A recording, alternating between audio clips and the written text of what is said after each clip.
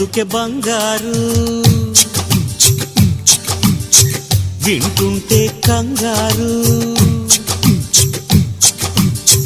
గారంగా శృంగారంగా darling అంటే చాలు డార్లింగుకి లింగు లిటుకు లింకులు పెడితే బోరు